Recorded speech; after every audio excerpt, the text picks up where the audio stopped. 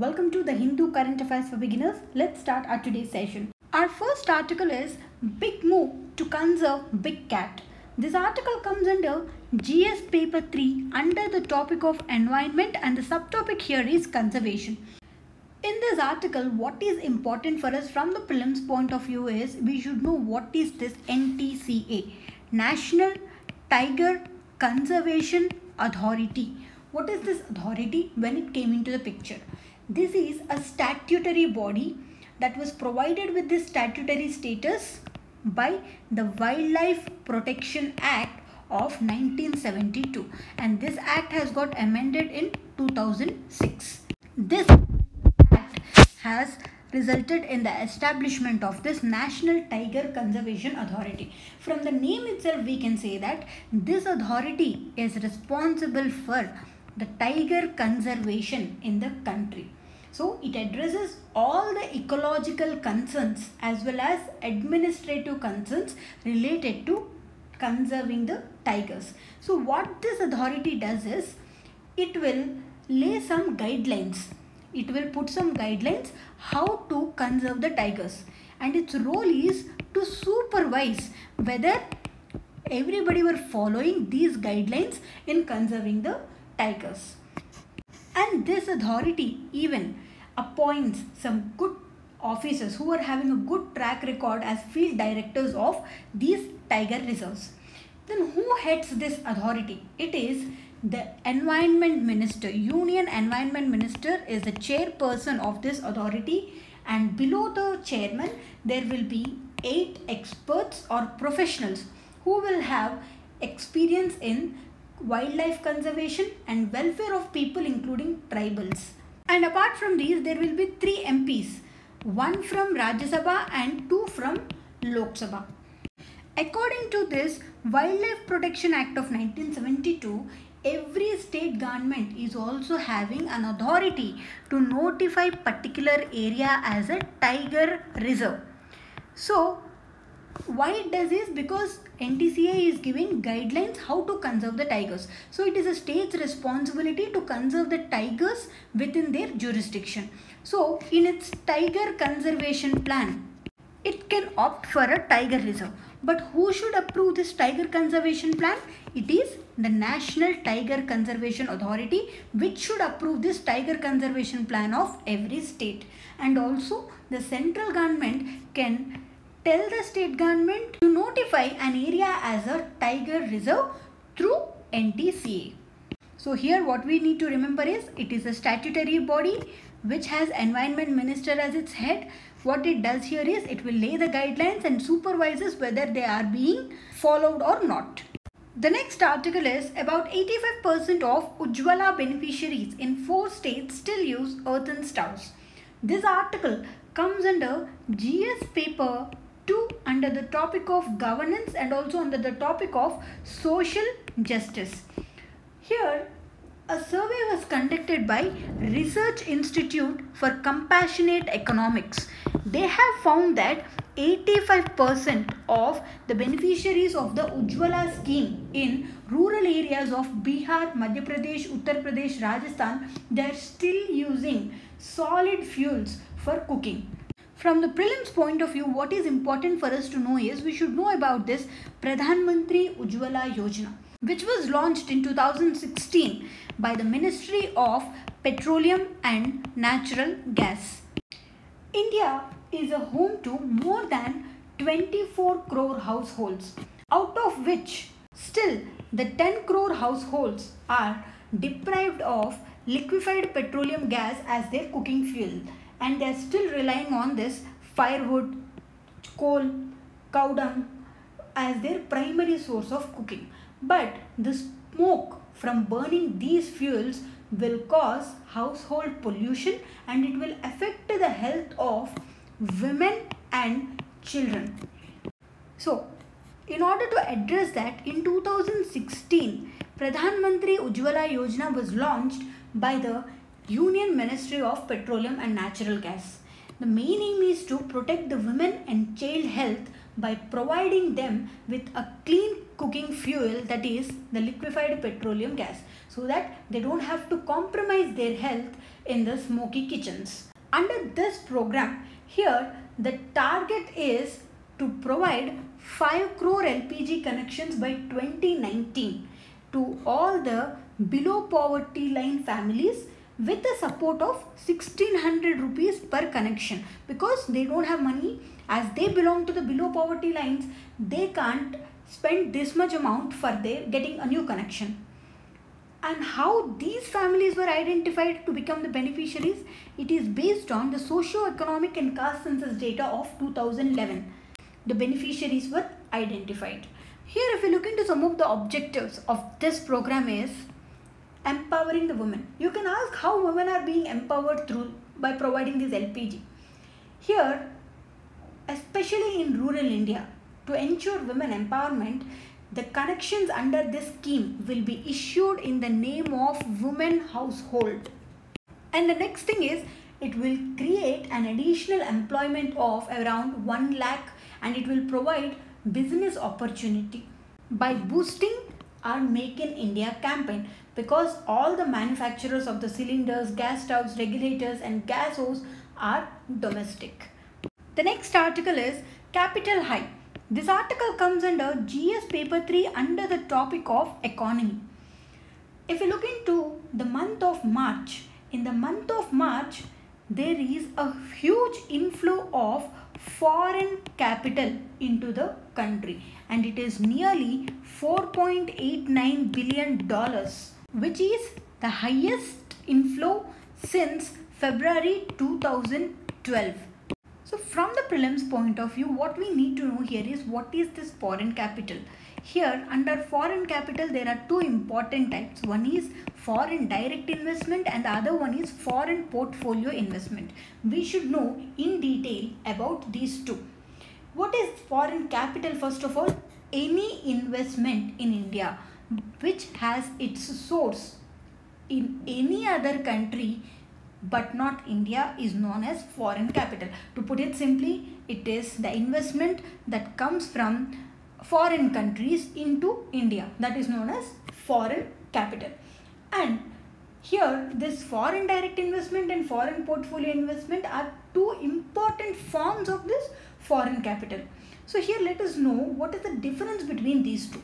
Here this foreign direct investment, here it will give control of the company for the investment that was made through this route. Here they will get the ownership if it is a foreign direct investment, whereas if it is a foreign portfolio investment, under this, here the investor will not get any ownership for which he has in the company he has invested, but only thing the investor can get is the profits for the amount he has invested in the shares and the bonds without getting any control over the company.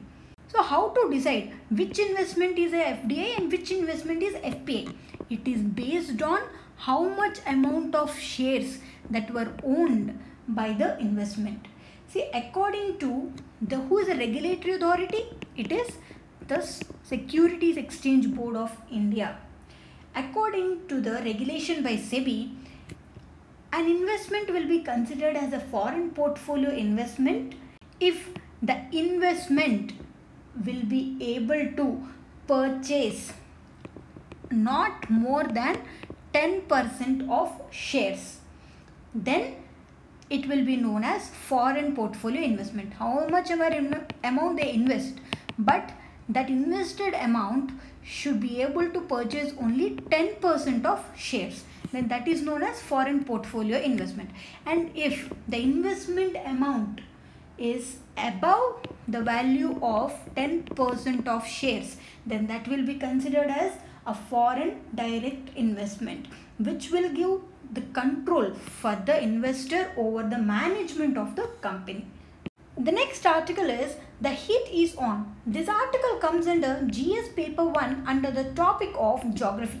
Here this article is all about An assessment agency known as SkyMet, a private agency weather indicator, has forecasted that there will be a below average monsoon in 2019.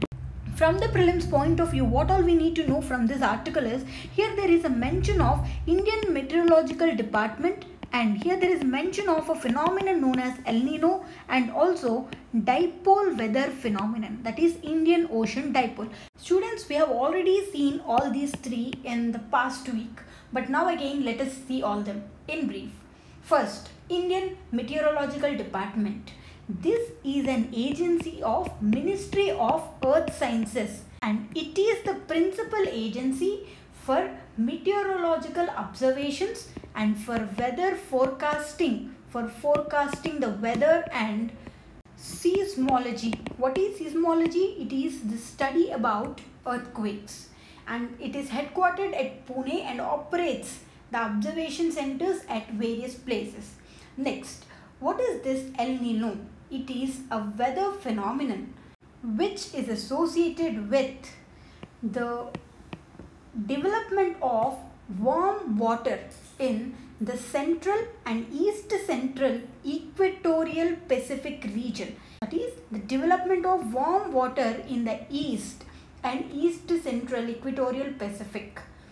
Whereas here this will be accompanied with a high pressure in the western Pacific. A high pressure here and a low pressure in the eastern Pacific. Here the eastern Pacific region will be filled with a band of warm water, and whereas here in the western side it will be filled with a band of cold water.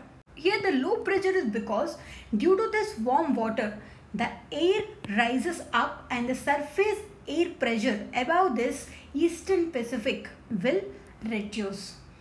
And here because of this warm water rising up, it will result in clouds and finally resulting in heavy rains in the Peruvian coast.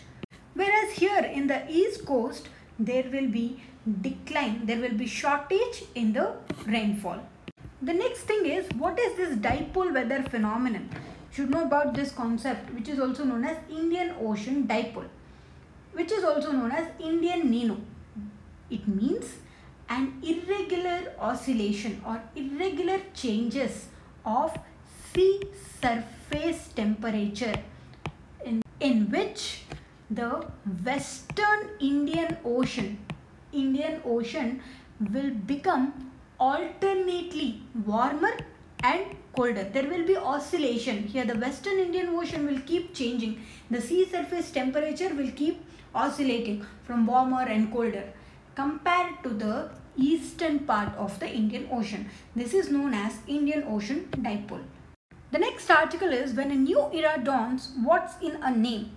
This article comes under GS paper 2 under the topic of international relations. As this is an editorial article, it will be explained in the deep video by Rambabu sir. Here from the prelims point of view and also for the people who are preparing for groups, here only thing what is important for us is, what is this Reiwa era?